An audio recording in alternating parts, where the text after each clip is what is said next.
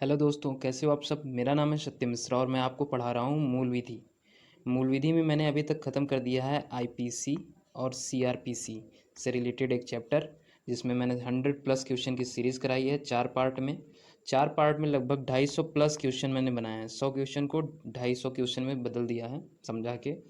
तो अब मैं नेक्स्ट चैप्टर लेके आया हुआ हूँ आप लोगों के लिए, आयकर अधिनियम एवं भ्रष्टाचार निवारण अधिनियम, है ना। तो आयकर अधिनियम एवं भ्रष्टाचार निवारण अधिनियम का पार्ट 1 इसको मैं करा दूंगा आप लोगों को।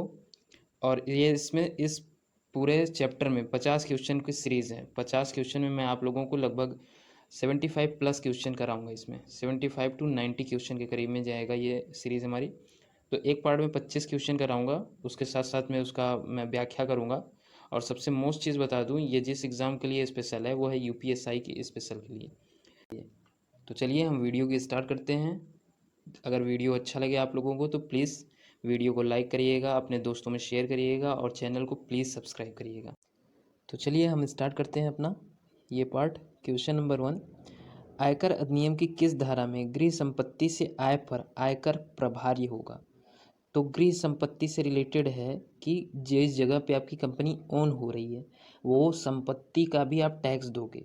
तो वो कौन सी धारा है? धारा 20 है, धारा 32 है, धारा 17 है, धारा 22 है। तो धारा 22 इज द राइट ऑप्शन। आइए इसका डिस्क्रिप्शन देख लेते हैं, व्याख्या। आयकर अधिनियम की धारा 22 गृह संपत्ति से आय शीर्ष के अधीन आयकर देयता के संबंध में है।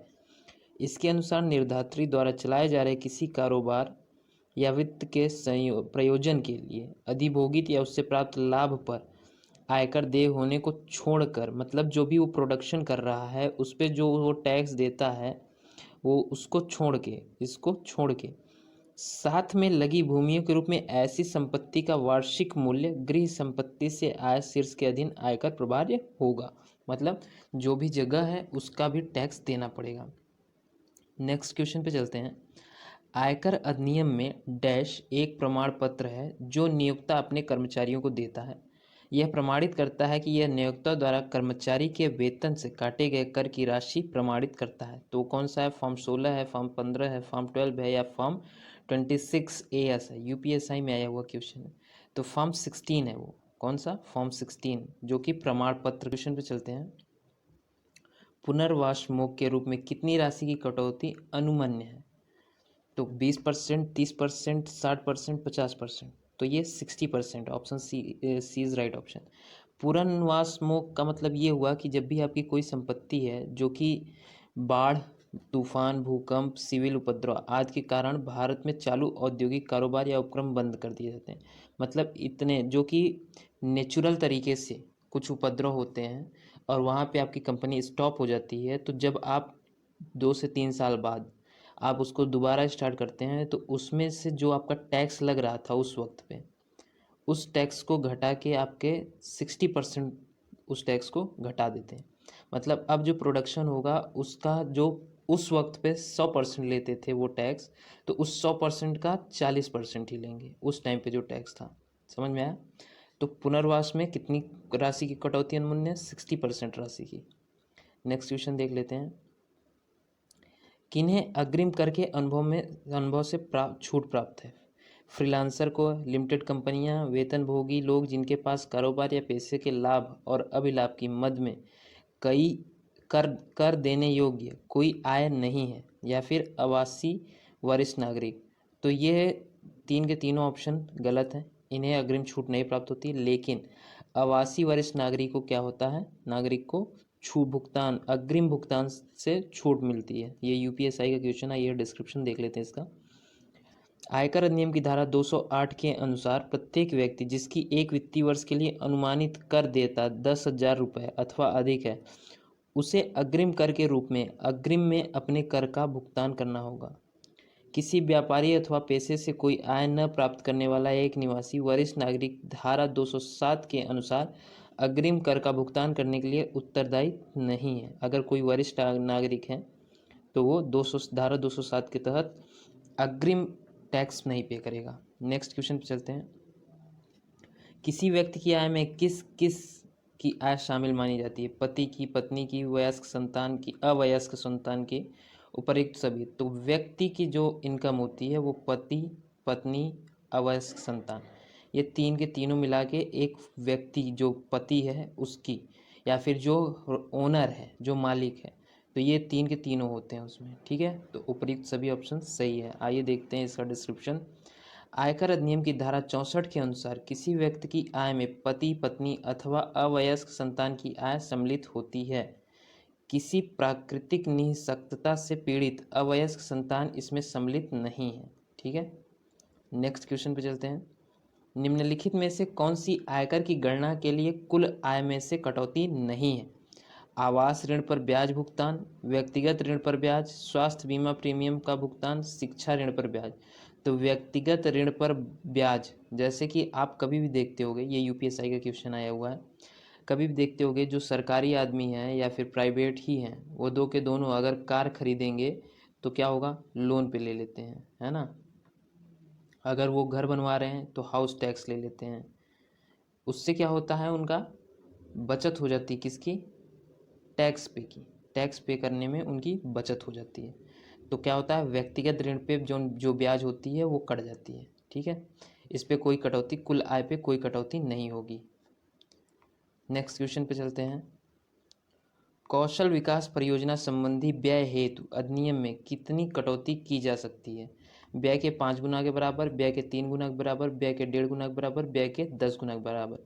तो option C is right option. कौशल विकास में जो भी आप लगाते हो, संबंधी व्यय करते हो आप, उसमें उसके 1.5 गुना के बराबर में कटौती, व्यय के 1.5 गुना के बराबर में कटौती की जाती है। आइए इसका डिस्क्रिप्शन देख लेते हैं। आयकर अधिनियम की धारा 35 ग कहती है कि किसी कंपनी द्वारा कौशल विकास परियोजना पर कोई व्यय उपगत करती है, वहाँ ऐसे व्यय का 1.5 गुना रकम के बराबर कटौती अनुमन्य है। ठीक है, नेक्स्ट क्वेश्चन चलते हैं। अपराधों का संज्ञान आयकर अधिनियम के तहत कौन करता है? प्रथम श्रेणी न्यायिक मजिस्ट्रेट, प्रेसिडेंसी मजिस्ट्रेट, महानगर मजिस्ट्रेट, या फिर ऑप्शन ए एंड बी। तो ऑप्शन ए और ऑप्शन बी दोनों हो सकते हैं, तो option D is the right option. ठीक है, डिस्क्रिप्शन देख लेते हैं इसका। आयकर अधिनियम की धारा 292 के अनुसार प्रेसिडेंसी मजिस्ट्रेट या प्रथम वर्ग न्यायिक मजिस्ट्रेट से निचली श्रेणी का कोई न्यायालय अपराध का विचारण नहीं करेगा। दो के दोनों कर सकते हैं, इसके नीचे का कोई भी नहीं करेगा।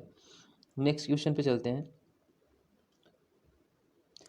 आयकर अधिनियम के अनुसार इनमें से कौन सी वित्तीय वर्ष 2016-17 के लिए, सिर्फ ये पर्टिकुलर 2016-17 की बात हो रही है, आय के रूप में परिभाषित नहीं है? प्राप्त लाभांश, बैंक से प्राप्त ब्याज, पिता से मिली नगद भेंट। तो पिता से मिली नगद भेंट टैक्स के रूप में नहीं मानी जाएगी। Option C is right option. UPSI में आया हुआ क्वेश्चन है ये। नेक्स्ट क्वेश्चन पे चलते हैं। विशिष्टियों का मिथ्या प्रकटन करने वाले लोक सेवकों को दंडित करने का क्या प्रावधान है? 6 वर्ष तक का कारावास, 2 वर्ष का कारावास, 5 वर्ष का कारावास, 1 वर्ष का कारावास। तो सिर्फ 6 मास का कारावास मिल सकता है। अगर कोई लोक सेवक, सरकारी नौकरी वाला, चाहे वो केंद्र का हो या राज्य का हो, अगर कुछ झूठा प्रकटन करने के विशिष्ट, मतलब कोई जैसे बड़े लोग हैं, जैसे सपोज करिए कि कोई अडानी अंबानी कोई भी बड़े लोग हो गए, मान लीजिए कोई भी हैं, विजय माल्या ही थे, जिन्होंने पंजाब नेशनल बैंक से, पीएनबी से पैसा लिया और लेके गबन करके भाग गए। तो उसमें जिन्होंने साथ दिया था उनका, उनके ऊपर जो सज़ा का प्रावधान है उसके लिए वो 6 माह तक के कारावास के लिए हैं। लेकिन एक जुर्म के लिए कि उन्होंने गलती किया, वो सरकारी नौकरी उनकी जल चली जाएगी और 6 मास तक का कारावास होगा। लेकिन आगे और सारे जो जुर्म हैं अलग अलग, उनके लिए अलग प्रावधान होगा। ठीक है, आइए इसका डिस्क्रिप्शन देख लेते हैं। आयकर अधिनियम की धारा 280 के अधीन कोई लोक सेवक धारा 138(2) के उपबंधों के उल्लंघन से में कोई जानकारी देता है या दस्तावेज पेश करता है तो वह 6 मास तक के कारावास से तथा जुर्माने से भी दंडनीय होगा। धारा के अभियोजन हेतु केंद्रीय सरकार की पूर्व मंजूरी आवश्यक है। ठीक है, नेक्स्ट। आयकर अधिनियम के तहत स्लैब चलित कर दरों के अलावा किसी व्यक्ति के लिए आयकर पर कौन से अन्य शुल्क लगाए जाते हैं? माध्यमिक और उच्च शिक्षा उपकर तथा स्वच्छ भारत कर, शिक्षा उपकर और स्वास्थ्य भारत कर, स्वच्छ भारत कर, प्राथमिक शिक्षा उपकर तथा माध्यमिक और उच्च शिक्षा उपकर तथा माल और सेवा कर GST, goods and service tax, UPSI में आया हुआ क्वेश्चन है ये। तो इसमें क्या होगा कि स्लैब चलित दरों के अलावा कि व्यक्ति के आयकर पे कौन से शुल्क लगाए जाएंगे, तो उसमें सिर्फ और सिर्फ एजुकेशन का है। तो प्राथमिक एजुकेशन हो या फिर मिडिल या फिर हायर, तो कोई भी होगा, तो option C is the right option. Next question पे चलते हैं। आयकर अधिनियम के अनुसार निम्नलिखित में से कौन सी एक व्यक्ति की आवासीय स्थिति नहीं है? निवासी और सामान्य निवासी। आवासीय स्थिति नहीं है, इस सेंटेंस को याद रखिएगा। निवासी लेकिन सामान्य निवासी नहीं, अनिवासी लेकिन सामान्य अनिवासी नहीं। तो option D is right option. वो निवासी नहीं होगा। आवासी व्यक्ति उसे नहीं माना जाएगा जो अनिवासी हो, लेकिन सामान्य अनिवासी नहीं। मतलब कोई बाहर से आया हुआ है और वो रुक गया है, फिर वो चला गया, तो सामान्य अनिवासी तो हुआ नहीं, वो एक बार के लिए आया हुआ था। नेक्स्ट, आयकर अधिनियम की धारा 276 में क्या उपबंध है? जानबूझकर आय का अपवंचन, आय की विवरणी प्रस्तुत करने की असफलता, कर वसूली को विफल करने के लिए संपत्ति को हटाना, छिपाना या अंतरण या परिदान, या परिसीमा विधि का वर्जन। तो 276 में क्या बताया गया? 276 में बताया गया कि कर वसूली को विफल करने के लिए संपत्ति को हटा देना, छिपा देना, अंतरण या परिदान कर देना। परिदान का मतलब है कि अभी मैं आपको 2 करोड़ रुपए दे दे रहा हूँ, आप बाद में मुझे 1,70,00,000 रुपए दे दीजिएगा, 30 लाख आपका, ये हुआ परिदान। नेक्स्ट क्वेश्चन है, इनमें से कौन सी आयकर से संबंधित नहीं है? फॉर्म 16, धारा 80C, वैट, ITR 5, ये यूपीएसआई में आया हुआ क्वेश्चन है। तो फॉर्म 16 और धारा 80 और ITR 5, ये तीन के तीनों आयकर से संबंधित है, लेकिन वैट जो है ये एक टैक्स है ना। टैक्स ये था, अब नहीं है, अब इसकी जगह पे है GST, goods and service tax, है ना। तो इसको 1 जुलाई 2017 में हटा दिया गया, जीएसटी से रिप्लेस कर दिया गया। नेक्स्ट क्वेश्चन चलते हैं। अधिनियम के अधीन विहित क्षेत्र में 5 लाख से अधिक विहित मूल्य की संपत्ति का अंतरण किए जाने से कितने समय पूर्व अंतरक तथा अंतरणी में करार होना चाहिए? मतलब विहित क्षेत्र में जो कि जहाँ पास पब्लिक प्रॉपर्टी, मतलब पब्लिक ना रहती होती तो वो पब्लिक प्रॉपर्टी ही है या फिर सरकारी संपत्ति। तो 5 लाख से अधिक का अगर लेन देन है, तो वहाँ पे जो बेचने वाला है और जो लेने वाला है, उन दोनों के बीच में जो करार का टाइम है वो कब से कितने दिन पहले से होना स्टार्ट हो जाना चाहिए? 1 महीना, 15 दिन, 4 माह, 2 माह। तो वो option C is right option, 4 महीना पहले। ठीक है, आइए इसका डिस्क्रिप्शन देख लेते हैं। आयकर अधिनियम की धारा 269 प ग स्थायवार संपत्ति के अंतरण पर निबंधन लगाती है। यह धारा अंतरण की आशयित तारीख से 4 मास पूर्व अंतरण तथा अंतरणी में अंतरण हेतु करार का निबंधन आरोपित करती हैं। ठीक है, 4 महीना पहले। नेक्स्ट क्वेश्चन, आयकर अधिनियम के तहत एक अत्यधिक वरिष्ठ नागरिक के रूप में अर्हता प्राप्त करने के लिए किसी व्यक्ति की आयु कितने वर्ष से ऊपर होनी चाहिए? 85, 70, 75, 80। तो 80 वर्ष से ऊपर होगा तो उसको क्या अत्यधिक वरिष्ठ नागरिक की श्रेणी में रखा जाएगा। ये यूपीएसआई में आया हुआ क्वेश्चन है। देखिए इसमें बताया गया है, आयकर अधिनियम 1961 के अंतर्गत एक अत्यधिक वरिष्ठ नागरिक सुपर सीनियर सिटीजन के रूप में अर्हता प्राप्त करने के लिए किसी व्यक्ति की आयु 80 वर्ष के ऊपर होनी चाहिए, जबकि वरिष्ठ नागरिक सीनियर सिटीजन के लिए यह आयु 60 वर्ष से ऊपर होनी चाहिए। मतलब सीनियर सिटीजन 60 ईयर से प्लस होना चाहिए और अत्यधिक वरिष्ठ नागरिक जो होगा वो 80 साल से ज़्यादा होना चाहिए। नेक्स्ट क्वेश्चन, घुड़दौड़ से कितनी रकम जीत में संदाय करना आयकर के अधिक कटौती योग्य होगा? मतलब कितनी रकम होनी चाहिए कि वो आयकर में आ जाएगी? अगर उससे ज़्यादा जीतते हैं तो, उससे कम जीतते हैं तो कोई दिक्कत नहीं, वो आयकर में नहीं दिखेगा। तो 5 वर्ष, 5,000 से अधिक, 10,000 से अधिक, 25,000 से अधिक या 1 लाख से अधिक। तो 10,000 से अधिक आप जीतते हैं, कोई भी गेम हो, वो चाहे MPL हो जो कि ऑनलाइन सट्टा चलाता है, या फिर ड्रीम 11 हो वो भी ऑनलाइन सट्टा चलाता है, या फिर घुड़दौड़ हो, सारे जगह पे अगर आप 9,999 रुपये तक का कोई भी मैच जीतते हैं, विन करते हैं, तो उसमें आपको सरकारी टैक्स नहीं देना होता है। बहुत कम मात्रा में एप्लीकेशन अपना टैक्स लेता है। लेकिन जैसे ही ये 10,000 हो जाता है वैसे ही तुरंत उस पर क्या हो जाता है, जीएसटी लग जाती है। देखिए आइए, आयकर नियम की धारा 194 ख के अनुसार बुक मेकर या विधि के अधीन सरकार द्वारा घुड़दौड़ के मैदान में घुड़दौड़ के लिए सट्टा या दांव लगाने की व्यवस्था करने के लिए लाइसेंस धारक होते हुए किसी व्यक्ति को घुड़दौड़ से 10,000 रुपये से अधिक रकम की जीत के रूप में आय का संदाय करने के लिए उत्तरदायी है। उसका संदाय करने के समय उस जीत की रकम पर प्रवृत्त दरों में से आयकर कटौती करेगा। ठीक है, नेक्स्ट क्वेश्चन पे चलते हैं। दोहरे कराधान से राहत किस अध्याय में दिया गया? अध्याय 8, अध्याय 9, अध्याय 9 का अध्याय 10। तो अध्याय 9 में बताया गया है दोहरे कराधान से राहत। दोहरे कराधान से राहत अध्याय 9 में उपबंधित है। इस अध्याय में धाराएं 90, 90 का 91 है। नेक्स्ट क्वेश्चन, आयकर अधिनियम के प्रवर्तन की तिथि है 1 अप्रैल 1962, 30 जनवरी 1961, 30 जनवरी 1962, 1 अप्रैल 1962। तो ये कौन सा ऑप्शन है? Option A is right option. 1 अप्रैल 1962 को लागू हुआ था आयकर अधिनियम। आयकर अधिनियम की धारा 1 संक्षिप्त नाम, विस्तार तथा प्रारंभ के लिए है। अधिनियम 1 अप्रैल 1962 से संपूर्ण भारत में प्रवर्तनीय है, लागू है। नेक्स्ट क्वेश्चन, आयकर अधिनियम के अधीन रिबेट संबंधी राहत किस अध्याय के अधीन प्रदान की जाती है? अध्याय 4, अध्याय 3, अध्याय 5, अध्याय 8।